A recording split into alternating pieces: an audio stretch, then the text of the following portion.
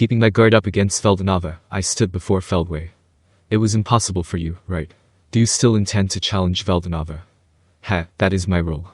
Let this foolish body at least be of some use. Saying that, Feldway tried to stand up. But his arm gave way, and he rolled clumsily onto the ground again. He used to be so self-righteous and cautious. Now, he was a miserable shadow of his former self.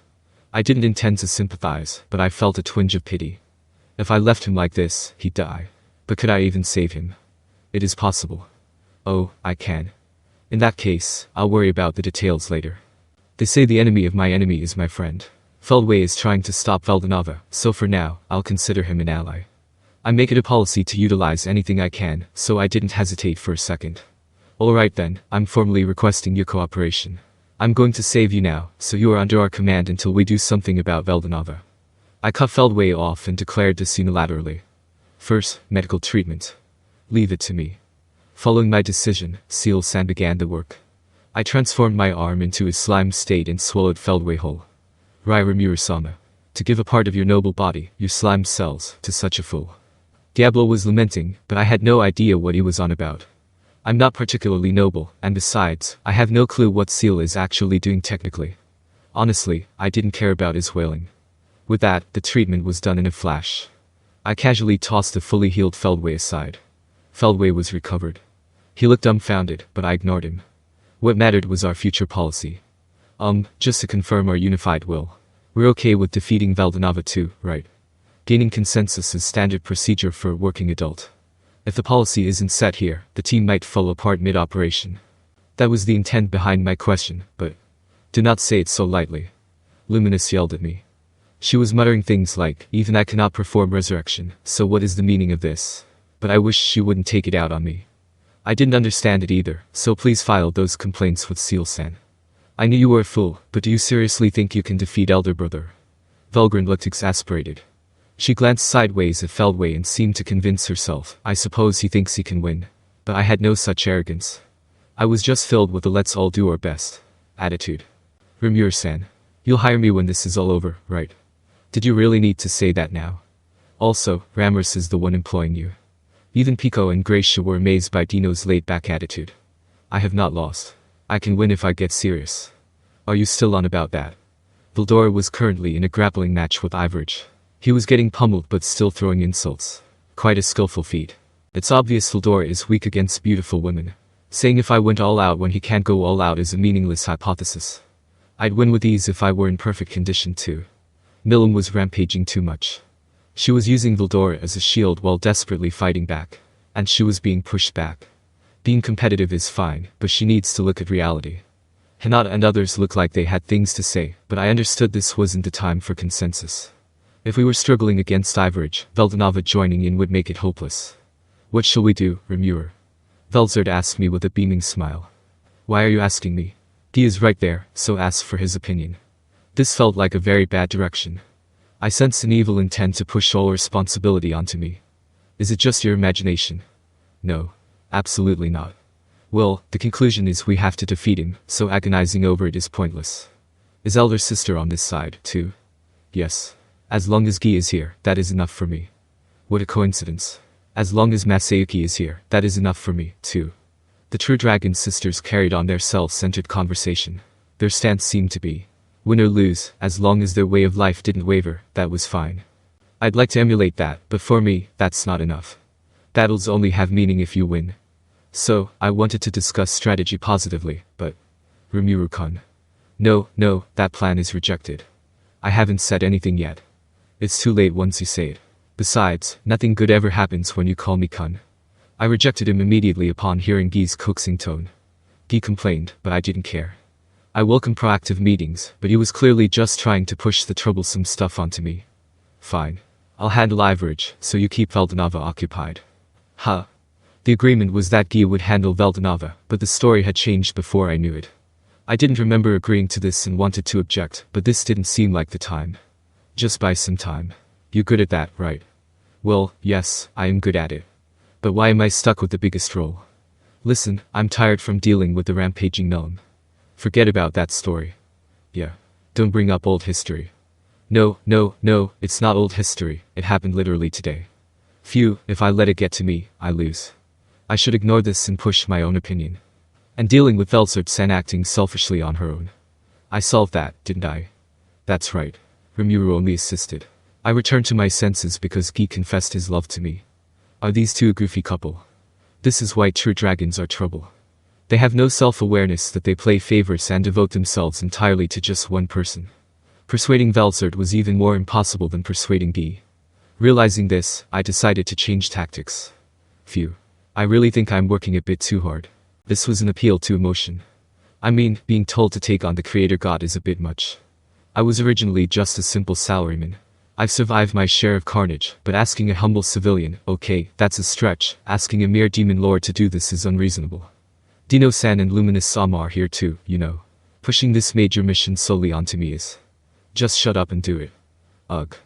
Rimuru-san, you don't need to add san to my name. Just give me a bigger bonus. Don't say that with a smile.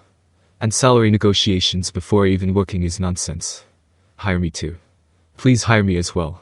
I'll work harder than Dino, at least. Well, compared to Dino, anyone would look like a hard worker. And do not add Sama to my name. It is disgusting. That's a harsh thing to say. True, I had ulterior motives. I tried to find a way to wriggle out of it, but it seemed impossible. Guy put on a serious expression and said, serious talk. I lost to Veldanava once.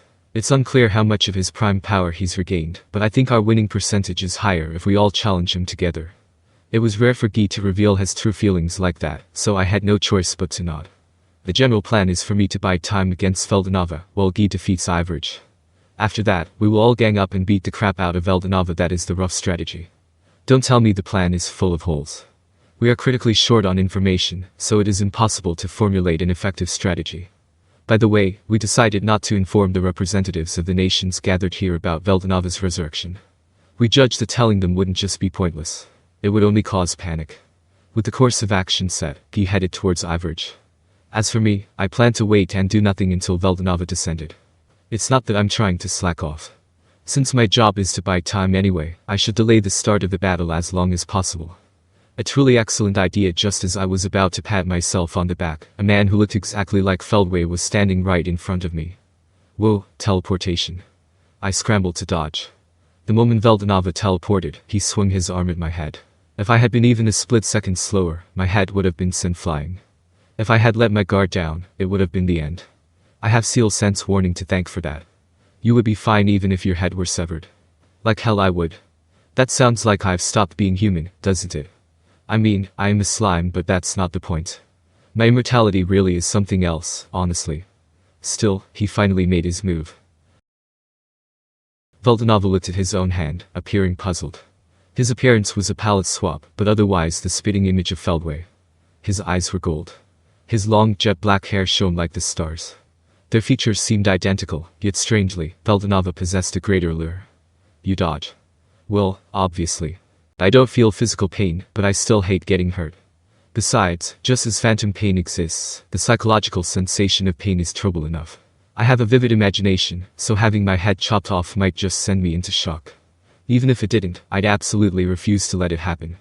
As I suspected, you are a singularity. Huh. He started spouting nonsense, and I had no clue what he was talking about. So, naturally, I replied, I don't know what that means. By the way, are you really Veldanava, the Star King Dragon? I am.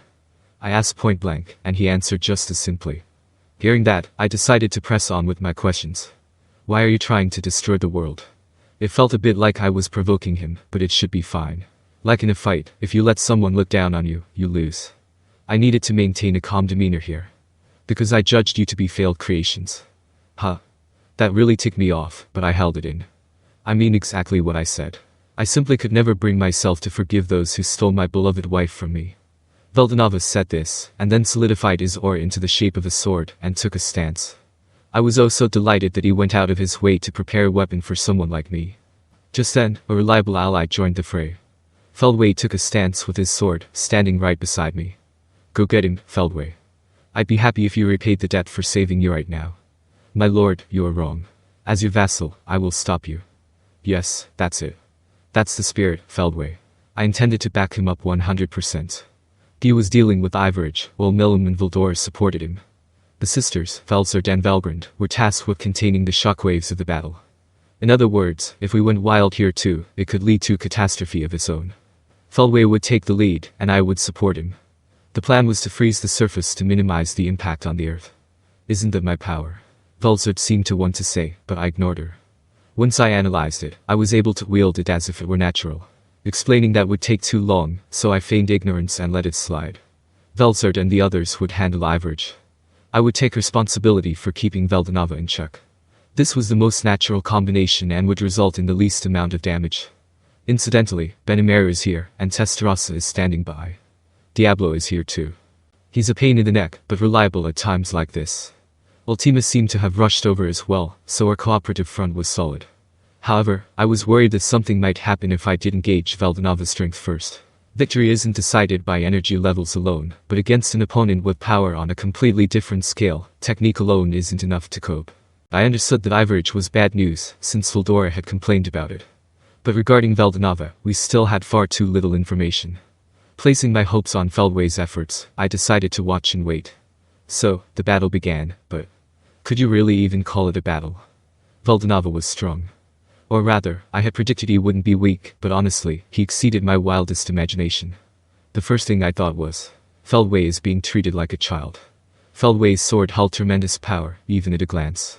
If converted to existence value, it was estimated to be in the tens of millions. Well, precise numbers are meaningless here, so let's set that aside.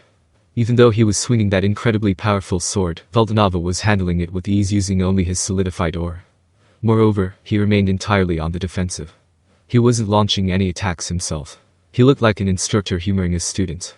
With a gap this wide, Feldway's chance of winning was zero. What should I do? True, I can understand your dilemma. If I hadn't sworn loyalty to Lady Milne, I probably would have followed our lord blindly as well. Those voices came from behind me. They belonged to Zelario and Abear, who were watching the battle.